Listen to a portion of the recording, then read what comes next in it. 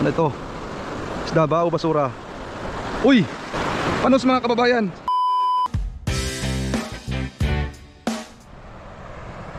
Good morning mga kababayan. Ayan, Luzon, Visayas, Mindanao at sa lahat ng angler sa buong Pilipinas.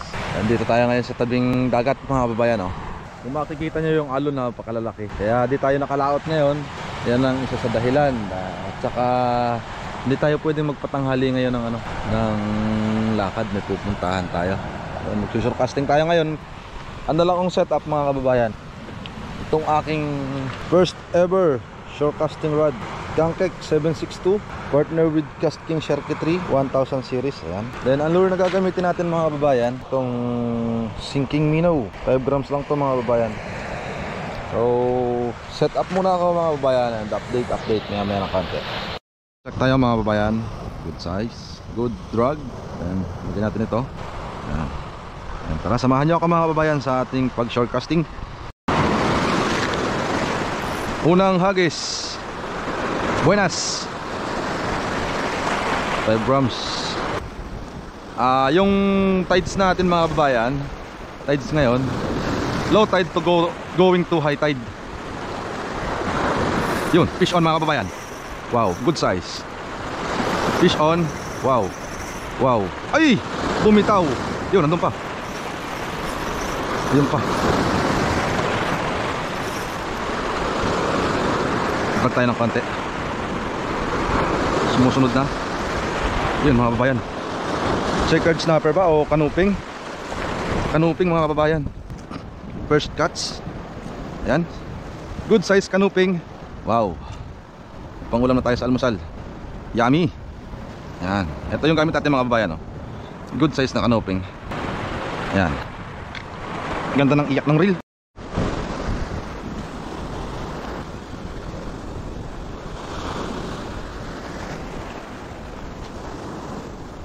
Pasikat pa lang yung haring araw.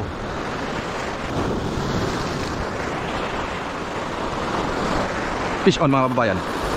Fish on. Wow.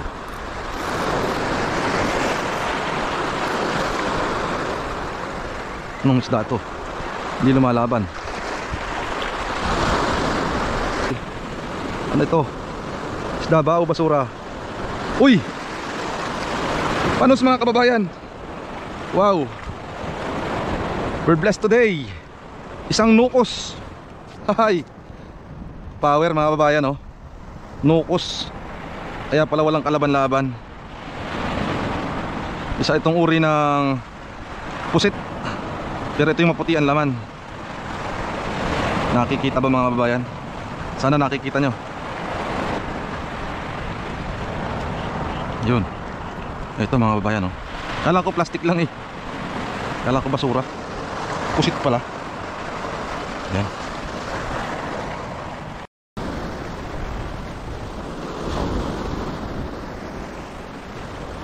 Dito sa spot na to mga kababayan, medyo madalang ang strike pero malalaki. Sulit.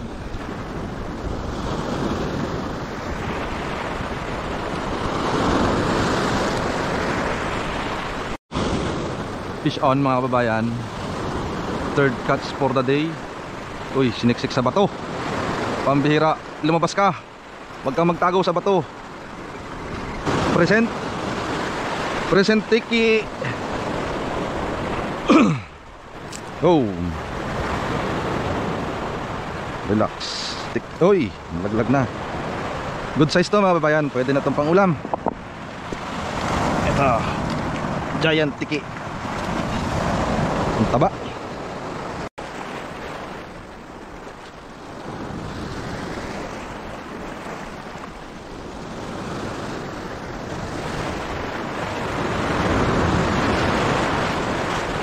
Katanggal naman.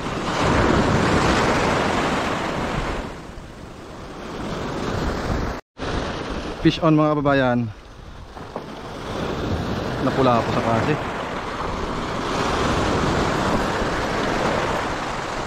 Napula po, good size.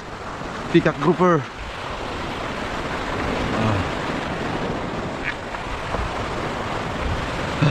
Init, mainit na mga kababayan.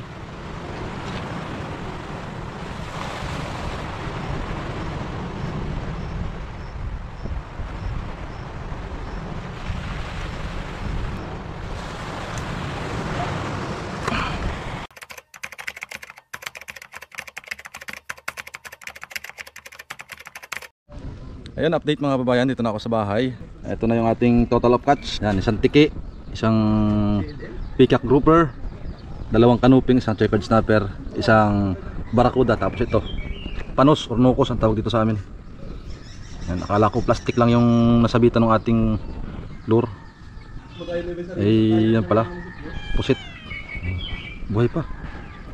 Isang oras lang ako sa dagat. So, ayan. Maraming salamat sa inyong walang sawang pagsuporta at pagnunood ng aking mga videos mga babayan. Hanggang dito na lang. Power Tight Lines.